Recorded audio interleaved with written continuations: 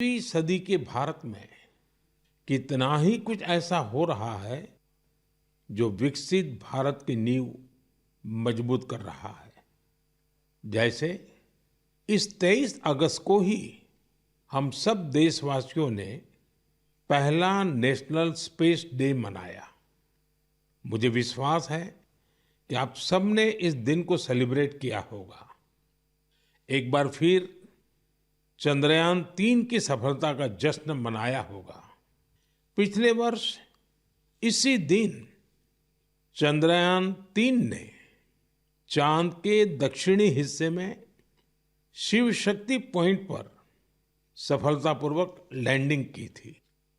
भारत इस गौरवपूर्ण उपलब्धि को हासिल करने वाला दुनिया का पहला देश बना। साथियों, देश के युवाओं को स्पेस सेक्टर रिफॉर्म से भी काफी फायदा हुआ है। इसलिए मैंने सोचा कि क्यों ना आज मन की बात में स्पेस सेक्टर से जुड़े अपने कुछ युवा साथियों से बात की जाए। मेरे साथ बात करने के लिए स्पेस टेक स्टार्टअप गैलेक्स आई की टीम जुड़ रही है। इस स्टार्टअप को आईआईटी मद्रास के एलुमनाई ने शुरू किया था। ये सारे नौजवान आज हमारे साथ फोन लाइन पर मौजूद है। सुयश, डेनिल, रक्षित, किशन और प्रणीत। आइए इन युवाओं के अनुभवों को जानते हैं। हेलो। हेलो। हेलो। नमस्ते जी। नमस्कार सर। अच्छा साथियों, मुझे ये देखकर खुशी होती है कि आईआईटी मद्रास के दौरान हुई आपकी दोस्ती आज भी मजबूती से कायम है। यही वजह है कि आपने मिलकर गैलेक्स आई शुरू करने का फैसला किया और मैं आज जरा उसके विषय में भी जानना चाहता हूँ। इस बारे में बताइए।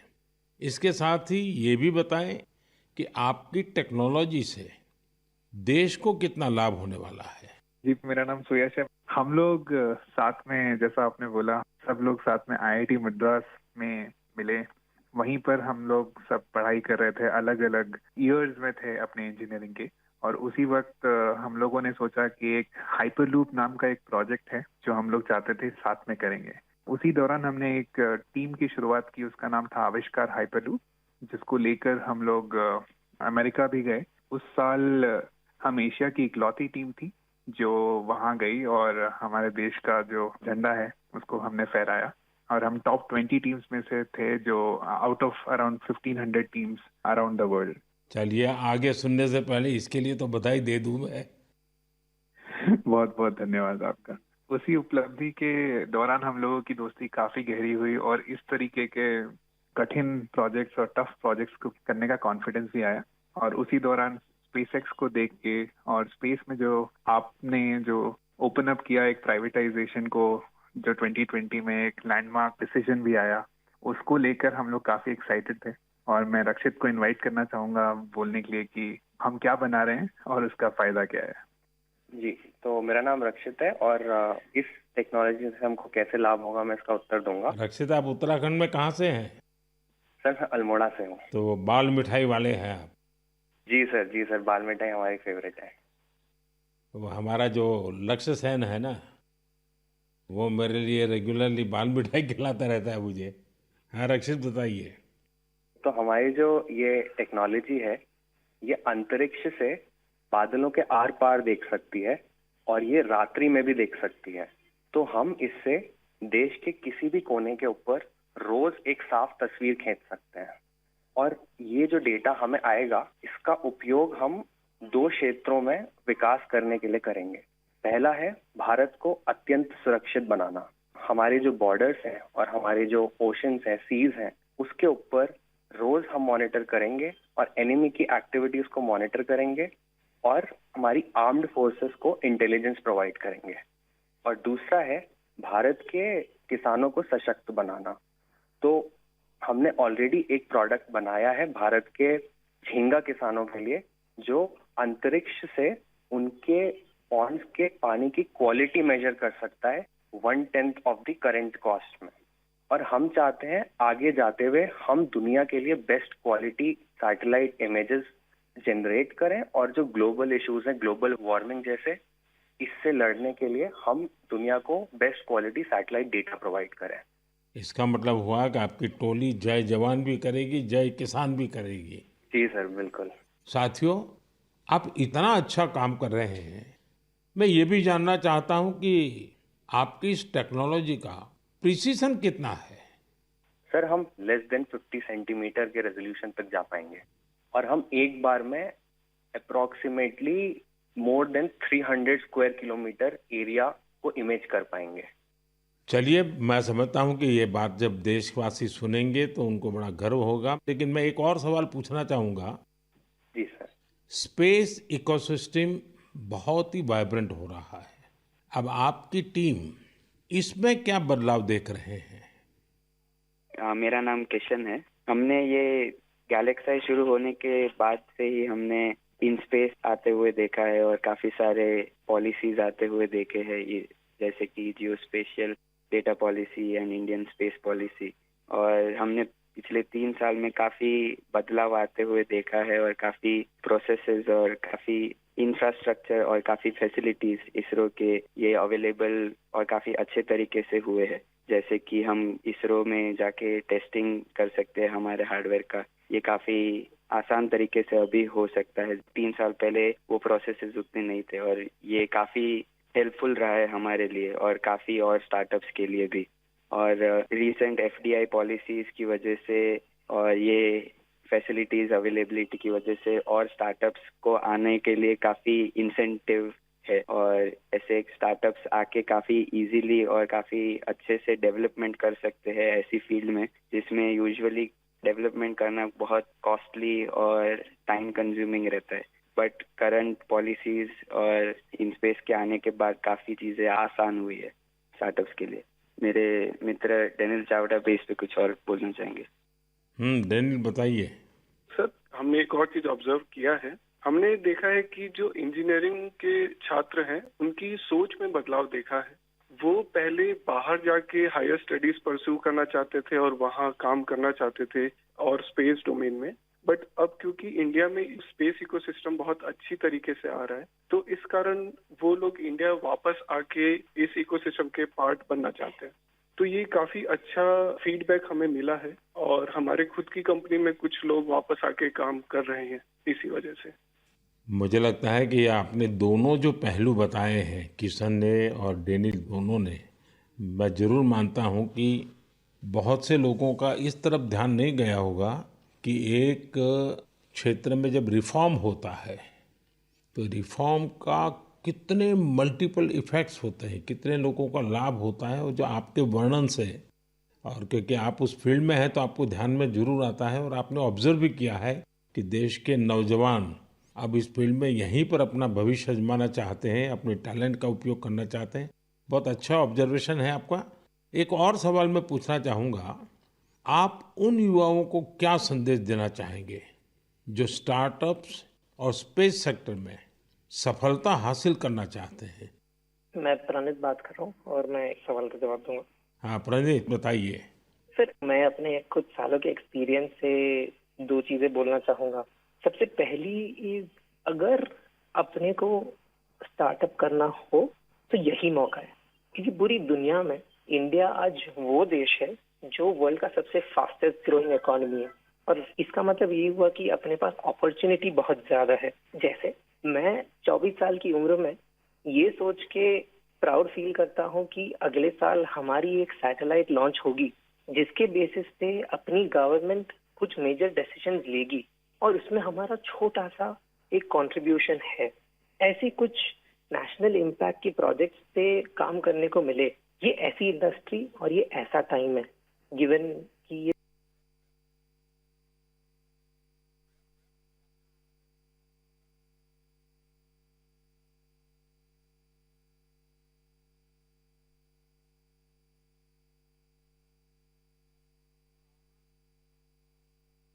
स्पेस इंडस्ट्री आज अभी तो स्टार्ट हो रही है। तो मैं अपने युवा दोस्तों को यही बोलना चाहूंगा कि ये अपॉर्चुनिटी ना सिर्फ इम्पैक्ट की बट ऑल्सो उनके खुद के फाइनेंशियल ग्रोथ की और एक ग्लोबल प्रॉब्लम सॉल्व करने की है। तो हम आपस में यही बात करते हैं कि बचपन में हम ये बोलते थे कि बड़े होके एक्टर बनेंगे, स्पोर्ट्समैन बनेंगे या ऐसे कुछ चीजें होती थी। बट आज अगर हम ये सुने कि कोई बड़ा होके ये बोलता है कि मुझे बड़ा होके एंटरप्रेन्योर बनना है, स्पेस इंडस्ट्री में काम करना है, ये हमारे लिए एक बहुत प्राउड मोमेंट है कि हम इस पूरे ट्रांसफॉर्मेशन में एक छोटा सा पार्ट प्ले कर पाए। साथियों, एक प्रकार से प्रणीत, किशन, डेनियल, रक्षित, सुयश, जितनी मजबूत आपकी दोस्ती है उतना ही मजबूत आपका स्टार्टअप भी है। तभी तो आप लोग इतना शानदार काम कर रहे हैं। मुझे कुछ साल पहले आईआईटी मद्रास जाने का अवसर मिला था और मैंने उस संस्थान के एक्सेलेंस को खुद अनुभव किया है। और वैसे भी आईआईटी के संबंध में पूरे विश्व में एक सम्मान का भाव है और वहाँ से निकलने वाले हमारे लोग जब भारत के लिए काम करते हैं तो जरूर कुछ न कुछ अच्छा कंट्रीब्यूट करते हैं। आप सभी को और स्पेस सेक्टर में काम करने वाले दूसरे सभी स्टार्टअप्स को मेरी बहुत बहुत शुभकामनाएं हैं। और आप पांचों साथियों से बात करके मुझे बहुत अच्छा लगा। चलिए, बहुत बहुत धन्यवाद दोस्तों। Thank you so much. मेरे प्यारे देशवासियों, इस साल मैंने लाल किले से बिना पॉलिटिकल बैकग्राउंड वाले 1 लाख युवाओं को पॉलिटिकल सिस्टम से जोड़ने का आह्वान किया है। मेरी इस बात पर जबरदस्त प्रतिक्रिया हुई है। इससे पता चलता है कि कितनी बड़ी संख्या में हमारे युवा राजनीति में आने को तैयार बैठे हैं। बस उन्हें सही मौके और सही मार्गदर्शन की तलाश है। इस विषय पर मुझे देश भर के युवाओं के पत्र भी मिले हैं। सोशल मीडिया पर भी जबरदस्त रिस्पांस मिल रहा है। लोगों ने मुझे कई तरह के सुझाव भी भेजे हैं। कुछ युवाओं ने पत्र में लिखा है कि उनके लिए वाकई अकल्पनीय है दादा या माता पिता की कोई राजनीतिक विरासत नहीं होने की वजह से वो राजनीति में चाहकर भी नहीं आ पाते थे। कुछ युवाओं ने लिखा कि उनके पास जमीनी स्तर पर काम करने का अच्छा अनुभव है, इसलिए वे लोगों की समस्याओं को सुलझाने में मददगार बन सकते हैं।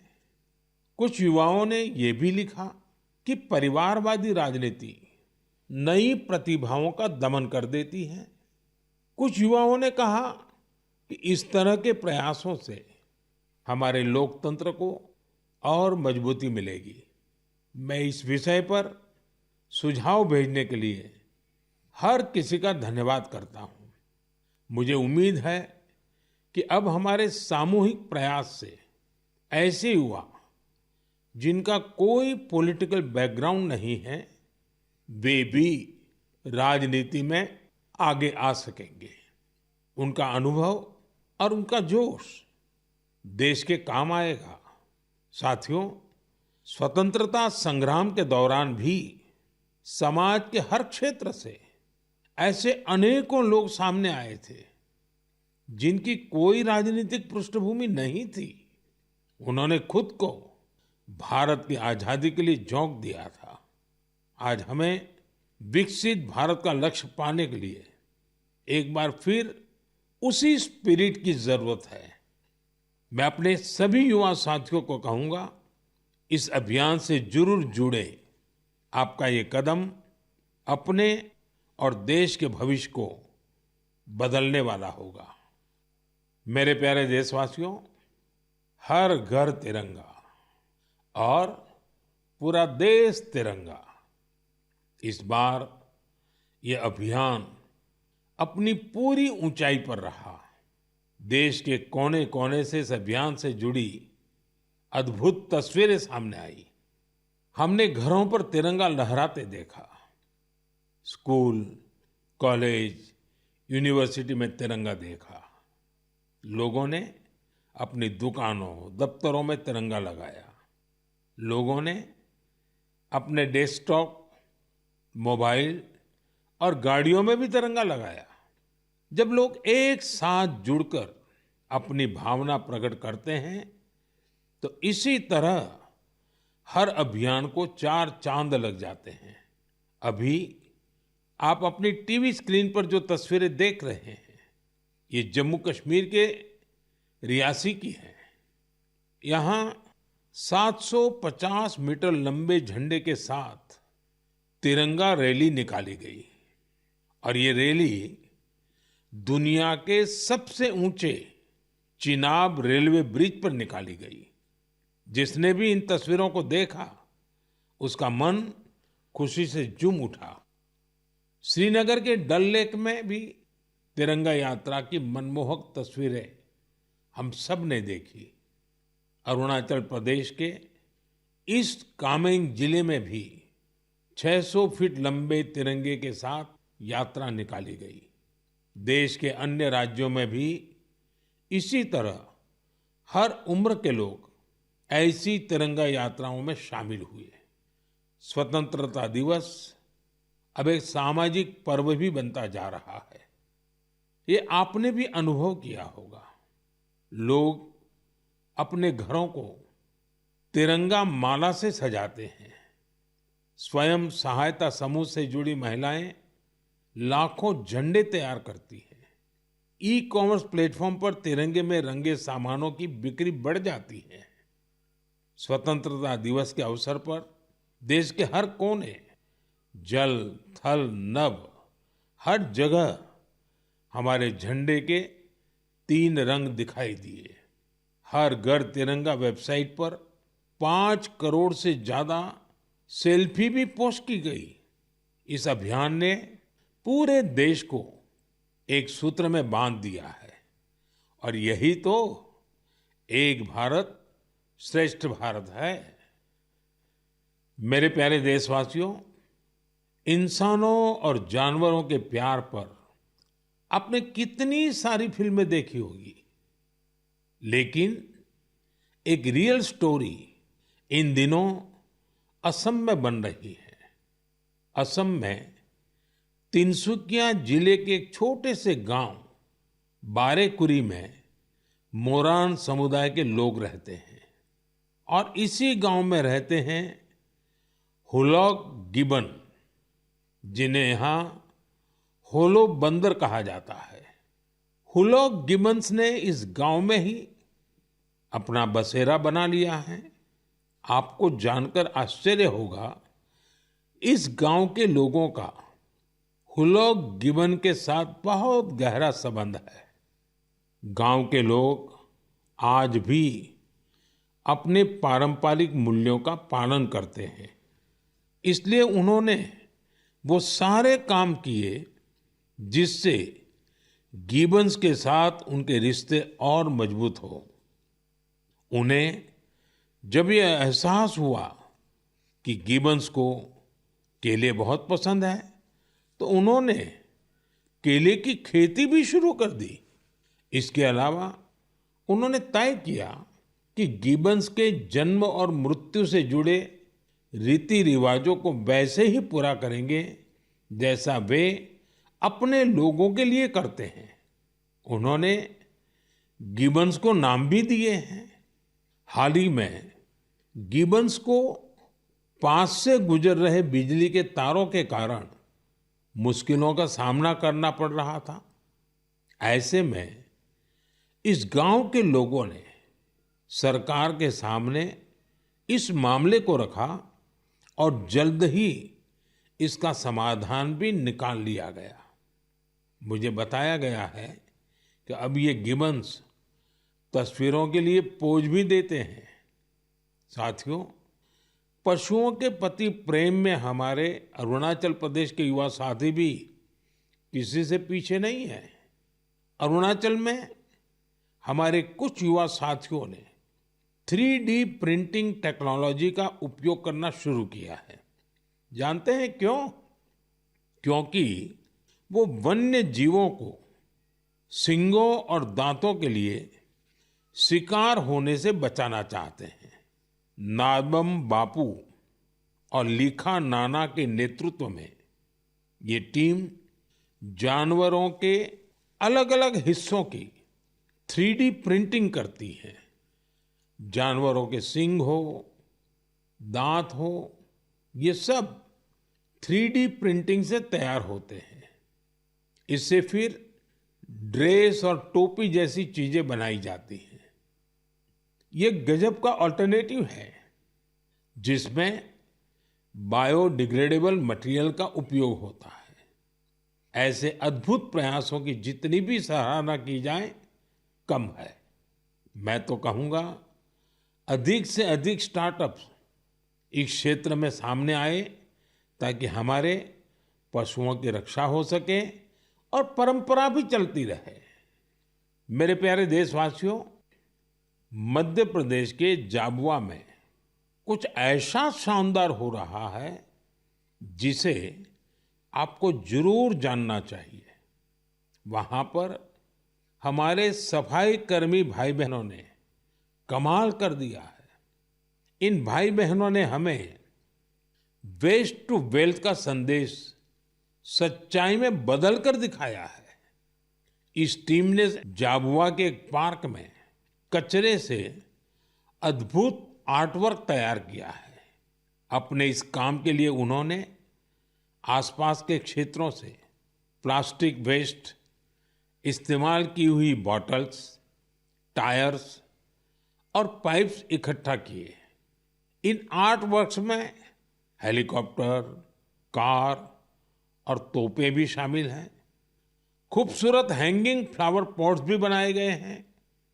यहाँ इस्तेमाल किए गए टायरों का उपयोग आरामदायक बेंच बनाने के लिए किया गया है। सफाई कामगारों की इस टीम ने रिड्यूस, रीयूज और रिसाइकल का मंत्र अपनाया है। उनके प्रयासों से पार्क बहुत ही सुंदर दिखने लगा है। इसे देखने के लिए स्थानीय लोगों के साथ ही आसपास के जिलों में रहने वाले भी यहां पहुंच रहे हैं। साथियों, मुझे खुशी है कि आज हमारे देश में कई सारी स्टार्टअप टीम भी पर्यावरण को बढ़ावा देने के लिए ऐसे प्रयासों से जुड़ रही है। ई कॉन्शियस नाम की एक टीम है जो प्लास्टिक वेस्ट का उपयोग इको फ्रेंडली प्रोडक्ट्स बनाने में कर रही है। इसका आइडिया उन्हें हमारे पर्यटन स्थलों, विशेषकर पहाड़ी इलाकों में फैले कचरे को देख करके आया।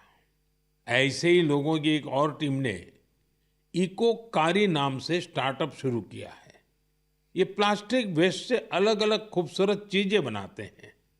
साथियों, टॉय रिसाइकलिंग भी ऐसा ही एक और क्षेत्र है जिसमें हम मिलकर काम कर सकते हैं। आप भी जानते हैं कि कई बच्चे कितनी जल्दी खिलौनों से बोर हो जाते हैं। वही ऐसे बच्चे भी हैं जो उन्हीं खिलौनों का सपना संजोए होते हैं। ऐसे खिलौने जिससे अब आपके बच्चे नहीं खेलते, उन्हें आप ऐसी जगहों पर दे सकते हैं जहां उनका उपयोग होता रहे। ये भी पर्यावरण की रक्षा का एक अच्छा रास्ता है।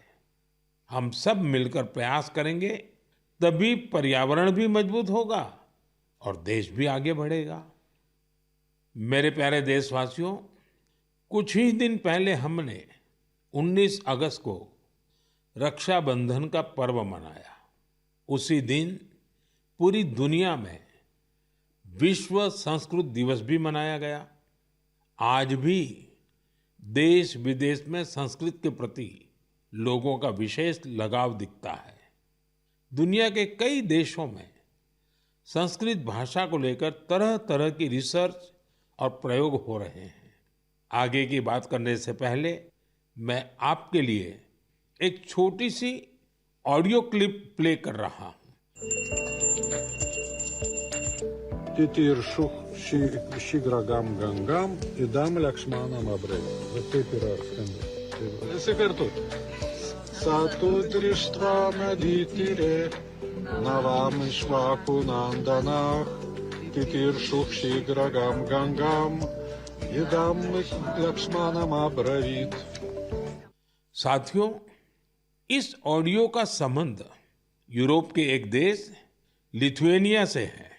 वहां एक प्रोफेसर विदोनस ने एक अनूठा प्रयास किया है और इसे नाम दिया है संस्कृत ऑन द रिवर्स। कुछ लोगों का एक ग्रुप वहां नेरिस रिवर के किनारे जमा हुआ और वहां उन्होंने वेदों और गीता का पाठ किया। यहां ऐसे प्रयास पिछले कुछ वर्षों से निरंतर जारी है। आप भी संस्कृत को आगे बढ़ाने वाले ऐसे प्रयासों को सामने लाते रहिए। मेरे प्यारे देशवासियों, हम सबके जीवन में फिटनेस का बहुत महत्व है। फिट रहने के लिए हमें अपने खान पान, रहन सहन सब पर ध्यान देना होता है। लोगों को फिटनेस के प्रति जागरूक करने के लिए ही फिट इंडिया अभियान की शुरुआत की गई। स्वस्थ रहने के लिए आज हर आयु, हर वर्ग के लोग योग को अपना रहे हैं। लोग अपनी थाली में अब सुपर फूड मिलेट्स यानी श्री अन्न को जगह देने लगे हैं। इन सभी प्रयासों का उद्देश्य यही है कि हर परिवार स्वस्थ हो। साथियों, हमारा परिवार, हमारा समाज और हमारा देश और इन सब का भविष्य हमारे बच्चों की सेहत पर निर्भर है। और बच्चों की अच्छी सेहत के लिए जरूरी है कि उन्हें सही पोषण मिलता रहे। बच्चों का न्यूट्रिशन देश की प्राथमिकता है। वैसे तो उनके पोषण पर पूरे साल हमारा ध्यान रहता है, लेकिन एक महीना देश इस पर विशेष फोकस करता है। इसके लिए हर साल 1 सितंबर से 30 सितंबर के बीच पोषण माह मनाया जाता है। पोषण को लेकर लोगों को जागरूक बनाने के लिए पोषण मेला, एनीमिया शिविर, नवजात शिशुओं के घर की विजिट, सेमिनार, वेबिनार जैसे कई तरीके अपनाए जाते हैं। कितनी ही जगहों पर आंगनवाड़ी के तहत मदर एंड चाइल्ड कमेटी की स्थापना भी की गई है। ये कमेटी कुपोषित बच्चों, गर्भवती महिलाओं और नवजात शिशुओं की माताओं को ट्रैक करती है। उन्हें लगातार मॉनिटर किया जाता है और उनके पोषण की व्यवस्था की जाती है। पिछले वर्ष पोषण अभियान को नई शिक्षा नीति से भी जोड़ा गया है।